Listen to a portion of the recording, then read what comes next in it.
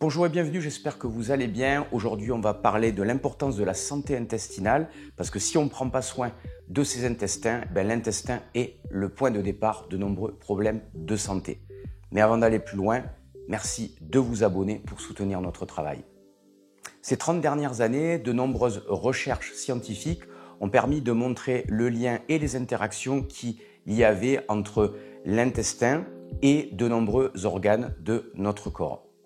Vous connaissez peut-être l'axe intestin-cerveau qui est le plus populaire aujourd'hui, mais il existe des axes d'influence réciproque entre l'intestin et les poumons, l'intestin et les muscles, l'intestin et le foie ou encore le pancréas, les articulations, les os et les systèmes immunitaires et nerveux.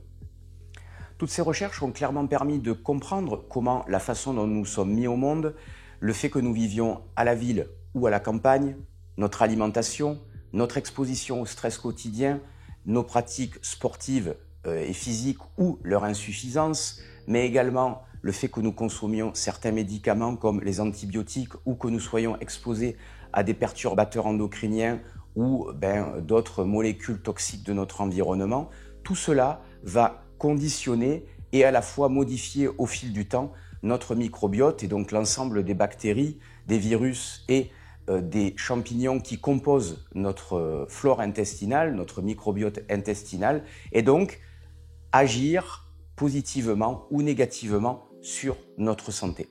Et pour comprendre comment ces modifications peuvent impacter notre santé et nos performances positivement ou négativement, il faut comprendre comment fonctionne le microbiote intestinal, le système digestif et la muqueuse intestinale qui sépare l'intérieur et l'extérieur du corps. C'est parti. Les aliments que nous consommons quotidiennement sont progressivement dégradés, puis digérés, pour en extraire un ensemble de molécules nécessaires à notre survie et notre santé. Une bonne digestion commence par une bonne mastication, car cela permet de fragmenter les aliments et de démarrer l'action d'une première série d'enzymes digestives. Les aliments fragmentés descendent ensuite dans l'estomac, où les sucs acides continuent le travail de digestion. La digestion se poursuit à la sortie de l'estomac dans le duodénum, où le pancréas sécrète un grand nombre d'enzymes qui poursuivent la digestion, ainsi que l'insuline nécessaire au contrôle de la glycémie. Simultanément, la bile libère d'autres enzymes plus spécifiques aux graisses. Puis, le bol alimentaire poursuit sa transformation dans l'intestin et le côlon, par le microbiome digestif. Mais avant d'aller plus loin, faisons une petite pause rapide pour tirer quelques enseignements concrets et apporter quelques précisions importantes. Les enzymes de la bouche, de l'estomac, du pancréas et de la bile ont toutes une certaine capacité digestive. Par conséquent, si je ne prends pas le temps de mâcher suffisamment mes aliments, je vais pas suffisamment les imprégner d'enzymes salivaires, ce qui va demander plus de travail aux enzymes de l'estomac, du pancréas et de la bile. Donc, premier conseil d'importance, prendre le temps de manger dans un endroit calme, lentement, ne pas hésiter à faire des petites pauses pendant le repas pour respirer profondément et surtout bien mâcher pour bien imprégner les aliments dans la bouche d'enzymes salivaires. Dans le cas contraire, on diminue la qualité de notre digestion et on favorise progressivement le déséquilibre de notre microbiome intestinal qui génère dans un premier temps des problématiques digestives bien courantes, ballonnement, gaz excessif, constipation, selle molle ou diarrhée. Puis au fil du temps, ces désagréments vont donner naissance à des problèmes de santé de plus en plus complexes. La digestion continue dans l'intestin. La muqueuse intestinale est recouverte d'une couche de mucus protecteur qui protège les villosités et leurs cellules épithéliales à jonction serrée. L'ensemble forme une zone à pH extrêmement sélective mais fragile. Le rôle de la muqueuse est double. Premièrement, bloquer l'entrée de bactéries nocives, de toxines, de protéines alimentaires incomplètement digérées ou toute autre molécule qui ne sont pas les bienvenues au sein de l'organisme. Deuxièmement, chaque villosité permet d'assimiler l'eau et les nutriments issus de la digestion. Cependant, la prédominance de facteurs agressifs quotidiens par rapport aux facteurs protecteurs de cette muqueuse entraîne au fil du temps une dégradation de la couche de mucus et des jonctions serrées, ce qui entraîne une hyperperméabilité intestinale et donc l'entrée de bactéries, de toxines et de fragments de protéines. Parmi ces facteurs agressifs, on retrouve l'alcool, la cigarette ou la vapote, les additifs alimentaires et pesticides, certains médicaments et antibiotiques, des bactéries ou champignons pathogènes, l'excès de stress psychologique ou physique, ou certains aliments contenant du gluten ou certaines formes de caséine. En se glissant entre les jonctions serrées, les bactéries, toxines et fragments de protéines rencontrent les différentes cellules immunitaires massivement présentes dans cette zone hautement stratégique pour notre santé. 70% des cellules immunitaires sont ainsi concentrées au niveau de la muqueuse intestinale. Immédiatement, les cellules immunitaires sécrètent des molécules inflammatoires, les cytokines, afin de détruire les molécules intrus. Mais cette réaction inflammatoire protectrice irrite et stimule les neurones sensitifs fortement présents et connectés aux nerfs vagues, ce qui favorise une hypersensibilité intestinale et des douleurs.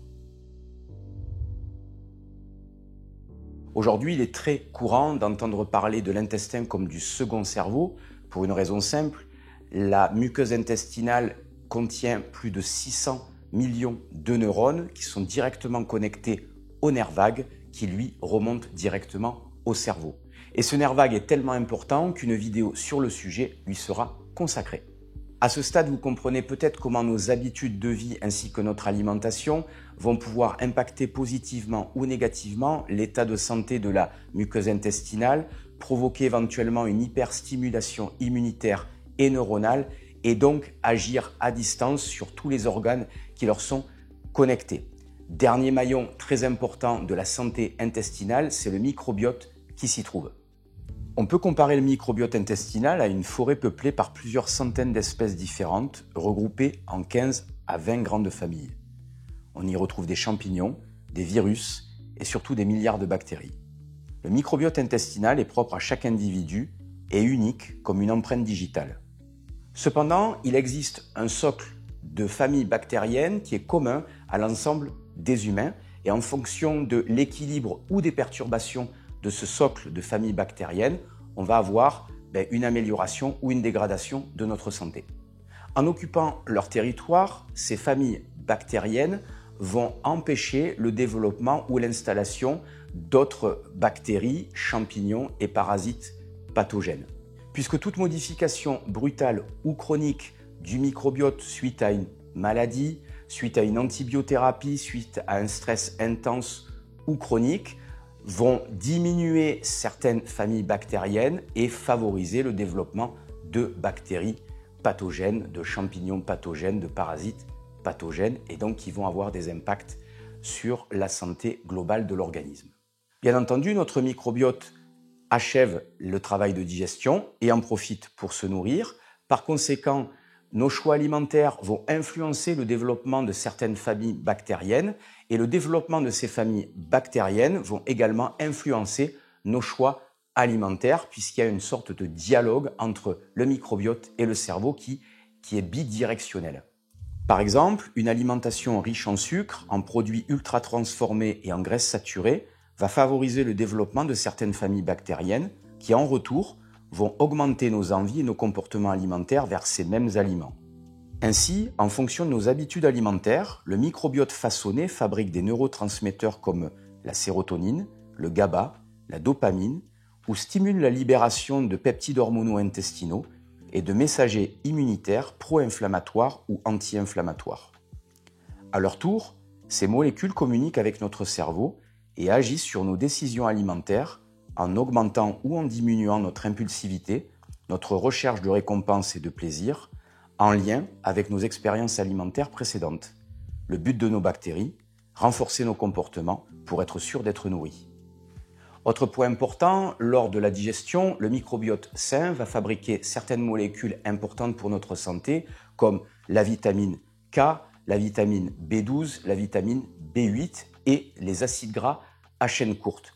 Ces acides gras comme l'acétate, le propionate ou le butyrate sont fabriqués à partir de la fermentation des fibres issues de notre alimentation au niveau du côlon.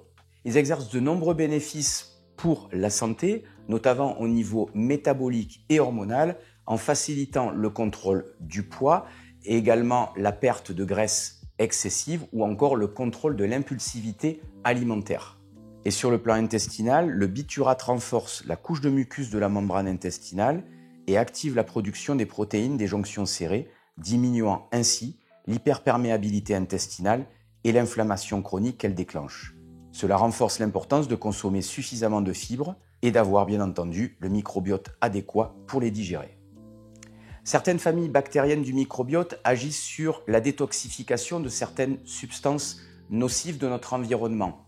Par conséquent, l'absence de ces familles ou leur insuffisance en quantité va diminuer les processus de détoxification et induire également des dérèglements de la santé. On sait également que le microbiote va avoir une action épigénétique, c'est-à-dire qu'il va allumer ou éteindre certains gènes, positifs ou négatifs à la santé, dans de nombreux organes comme le foie, les poumons, les muscles, les articulations, le cerveau, le pancréas, et donc influencer positivement ou négativement la santé. Ainsi, en fonction de notre héritage génétique, c'est-à-dire ce que nos parents nous ont donné en termes de microbiote, et surtout la maman qui nous a porté pendant 9 mois, et également nos choix alimentaires quotidiens qui vont influencer notre microbiote, je vais pouvoir avoir une action positive ou négative sur ma santé globale et la santé de nombreux organes via ces facteurs épigénétiques.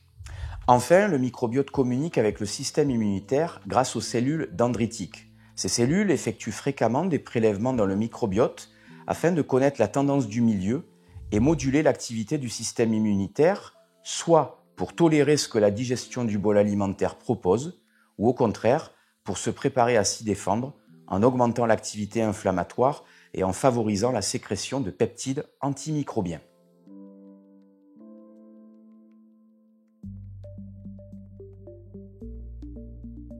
Résumons-nous. Quand tout va bien, la muqueuse intestinale, le microbiote ainsi que le système immunitaire vont nous permettre de maintenir une bonne santé globale. Malheureusement, de nos jours, le nombre de facteurs qui peuvent perturber cet écosystème sont très nombreux et donc vont favoriser le développement de problèmes de santé un peu partout dans le corps, et notamment le premier facteur qui va perturber la santé, c'est le développement d'une inflammation chronique que j'ai déjà abordé dans une autre vidéo que je vous recommande vivement et que je vous mets en lien par ici, par là où vous connaissez la musique. Lorsqu'on est face à des problèmes de santé chronique, il faut toujours se dire qu'il y a de près ou de loin un problème au niveau de la santé intestinale qui peut être lié soit à un problème lié à un dérèglement du microbiote, à un problème d'hyperperméabilité intestinale et notamment au niveau des jonctions serrées dont nous avons précédemment parlé, et qui peuvent entraîner un certain nombre de dérèglements, d'hypersensibilité immunitaire ou d'hypersensibilité neuronale des neurones digestifs qui remontent via le nerf vague au cerveau. Tout ça est assez complexe, j'en ai conscience, c'est pas facile de tout retenir, mais ce qu'il faut absolument garder en tête, c'est le problème de l'hyperperméabilité intestinale.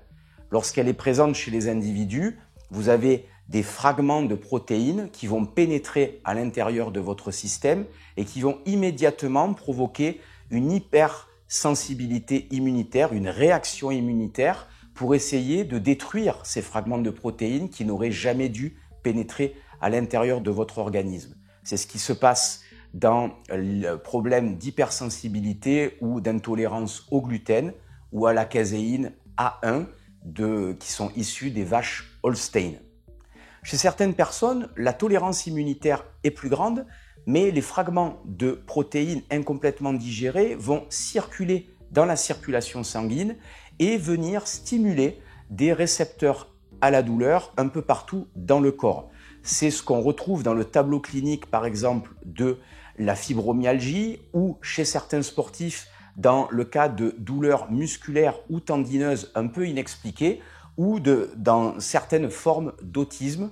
Donc vous voyez que ce tableau qui est lié à cette hyperperméabilité intestinale, il est très vaste et il va de l'intolérance aux allergies alimentaires, mais en passant par tout un tas de cortèges de problèmes de santé qui passent un petit peu sous le radar, souvent parce que le corps médical n'est pas forcément formé à ces problématiques de santé spécifiques. Autre molécule problématique, les endotoxines qui recouvrent certaines bactéries du microbiote. Dans le contexte d'une hyperperméabilité intestinale, ces endotoxines LPS vont circuler dans le sang et induire une diminution des peptides hormonaux régulant l'appétit et l'impulsivité alimentaire ou la production des acides gras à chaîne courte impliqués dans les mêmes fonctions, mais également, comme nous l'avons vu, dans la santé et la réparation de la muqueuse intestinale. En circulant dans le sang, ces endotoxines déclenchent une inflammation chronique, un stress oxydatif chronique, une diminution de la sensibilité à l'insuline dans le foie, les graisses de réserve, les muscles ou encore le cerveau, ce qui entraîne d'autres phénomènes en cascade néfastes pour notre santé.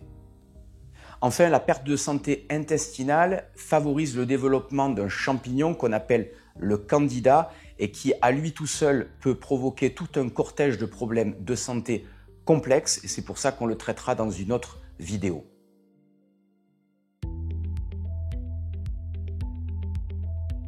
Donc pour retrouver une bonne santé intestinale, je vais vous détailler des actions concrètes que vous pourrez mettre en place régulièrement, tous les jours, pour justement agir positivement sur votre digestion et à la fois sur votre microbiote.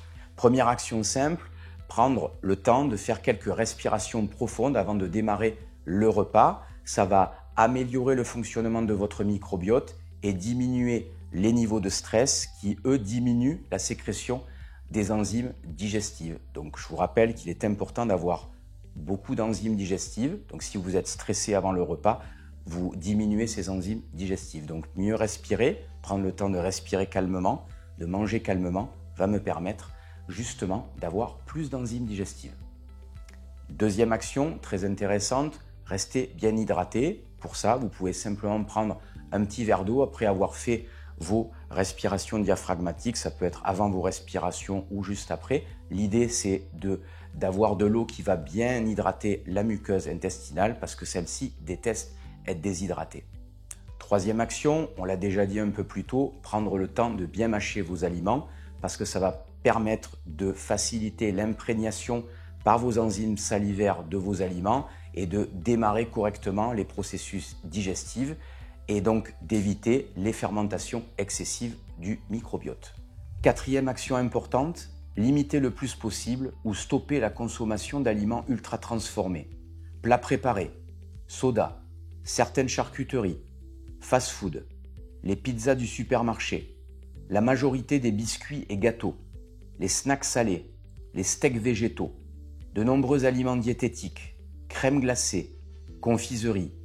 Tous ces aliments contiennent trop de graisses saturées, graisses transformées, sucres, additifs, colorants, conservateurs et émulsifiants, qui favorisent un microbiote pro-inflammatoire, une hyperperméabilité intestinale et une altération du mucus protecteur de la muqueuse intestinale.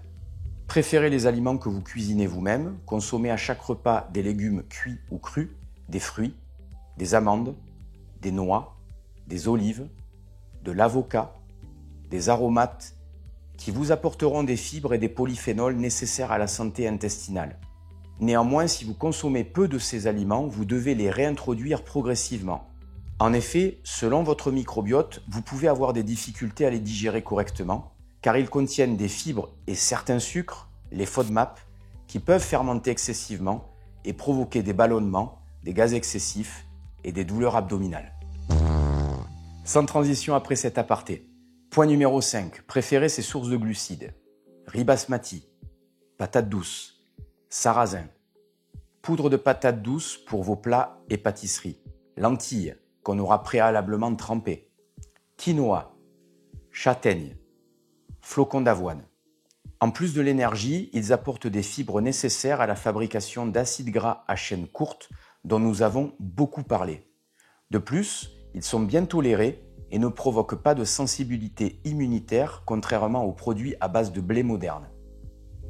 Action numéro 6, évitez le plus possible les excès de glucides, excès de protéines, excès de graisses, car l'ensemble de ces excès vont perturber le microbiote intestinal, favoriser son dérèglement et également entraîner une inflammation de la muqueuse de l'intestin. Action numéro 7, essayez de consommer régulièrement des aliments qui sont riches en certaines molécules qu'on appelle les polyamines et qui sont contenues majoritairement dans les petits pois, dans les champignons, dans le poulet de préférence biologique et les lentilles qu'on aura toujours fait pré-tremper pour éliminer un certain nombre d'antinutriments.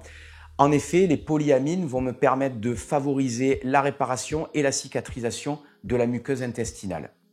Action numéro 8, veillez à consommer suffisamment d'oméga 3 sous la forme de petits poissons type sardines ou maquereaux, cuits de préférence à la plancha ou ce qu'on appelle au naturel, ou éventuellement si vous n'aimez pas les poissons ou si vous ne pouvez pas en consommer trop régulièrement, ne pas hésiter à consommer nos compléments alimentaires NutriPure riches en oméga 3 de haute qualité, parce que les oméga 3 vont avoir une influence positive sur la diminution de l'inflammation chronique au niveau de la muqueuse intestinale et surtout sur la qualité de santé de cette muqueuse intestinale.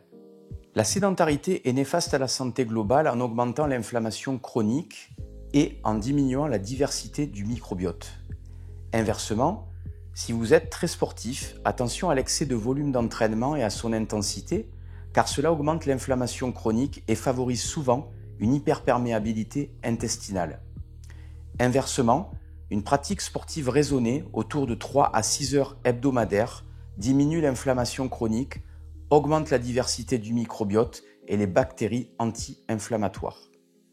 Enfin, action numéro 10, le jeûne intermittent associé à une alimentation anti-inflammatoire et à une pratique physique ou sportive raisonnée va améliorer de façon globale la santé intestinale, la santé du microbiote et la santé de la muqueuse et donc favoriser tout un tas d'effets positifs sur votre santé générale. Lorsque la santé intestinale est perturbée, l'utilisation spécifique de compléments alimentaires va permettre d'agir de manière rapide sur 3 facteurs essentiels pour la santé intestinale. Premier facteur, ils vont permettre de diminuer l'inflammation chronique localisée, de diminuer l'hypersensibilité immunitaire et l'hypersensibilité neuronale.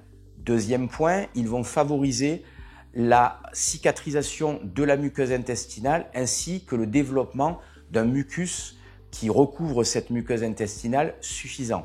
Troisième point, ils vont favoriser le développement et le renforcement de certaines familles bactériennes qui sont favorables à la santé globale.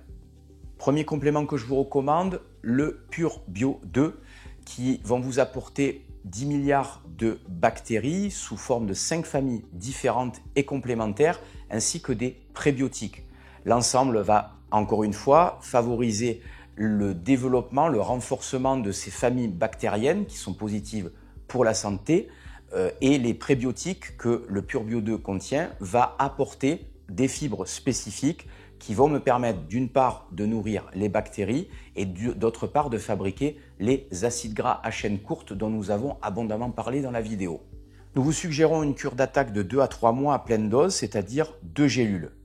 Puis nous conseillons une gélule par jour en entretien, notamment pour les plus sportifs d'entre vous, car le microbiote des sportifs, ainsi que leur muqueuse intestinale et leur système immunitaire, est toujours soumis à rude épreuve. Pour les personnes qui n'ont pas de problème particulier, une cure d'1 mois au changement de saison, notamment en raison du changement d'alimentation, et ou une cure en hiver quand les microbes, gastro, grippe, etc. sont là, vous seront bénéfiques.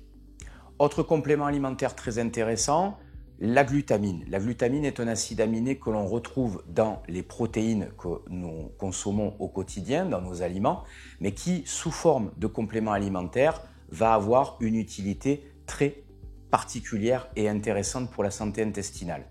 En effet, 90% de la glutamine est utilisée par l'intestin, à la fois pour la nutrition et la réparation des cellules de la muqueuse intestinale et celle du système immunitaire.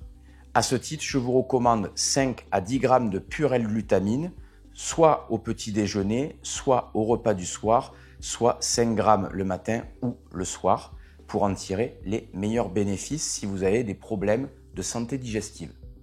Le zinc est également un élément très important car il participe également à la cicatrisation de la muqueuse intestinale et il intervient dans d'autres fonctions majeures pour la santé de l'organisme. Et lorsqu'on est en inflammation chronique ou lorsqu'on subit des infections répétées, il devient souvent déficitaire.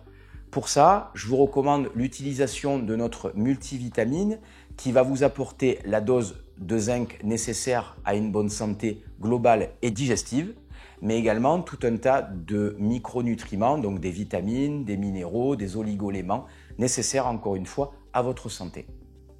Enfin, dernier complément que je vous recommande vivement si vous avez des problèmes de santé intestinale, c'est l'active curcumine à raison de 1 g le matin et éventuellement le soir et éventuellement autour de l'entraînement, selon si vous pratiquez le sport ou pas, pour des raisons assez simples. Premièrement, l'active curcumine va diminuer l'inflammation autour de la muqueuse digestive et une fois de plus favoriser, agir sur la cicatrisation de cette muqueuse. Deuxièmement, l'utilisation de l'active curcumine va me permettre de moduler et d'agir sur le microbiote intestinal, la qualité de ce microbiote et de jouer sur des facteurs épigénétiques liés au microbiote et dont j'ai précédemment parlé. Voilà, j'espère que cette vidéo vous a plu. On a essayé d'être le plus complet possible autour de la santé intestinale. N'hésitez pas à nous soutenir avec un petit pouce bleu ou un abonnement à cette chaîne et un petit commentaire. Si vous voulez aller plus loin sur ces notions de santé intestinale, je vous recommande 2 ouvrages. Le premier, Santé et nutrition, et le second, Jeûne intermittent, approche raisonnée. Et bien entendu, pour retrouver l'intégralité des compléments alimentaires que j'ai évoqués dans cette vidéo, c'est sur le www.nutripure.fr que ça se passe. Prenez soin de vous et à très vite pour de nouveaux conseils de santé, de nutrition et d'entraînement. Bye bye.